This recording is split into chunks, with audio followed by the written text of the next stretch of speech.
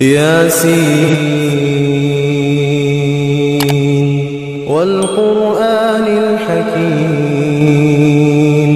إنك لمن المرسلين على صراط مستقيم تنزيل العزيز الرحيم لتنذر قوما ما أنذر آباؤهم فهم غافلون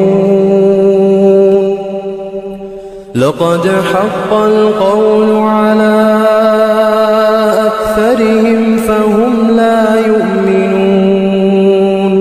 إنا جعلنا في أعناقهم أغلالا فهي إلى الأذقان فهم مقمحون وجعلنا من بين أيديهم سدا ومن خلفهم سدا فأغشيناهم فهم لا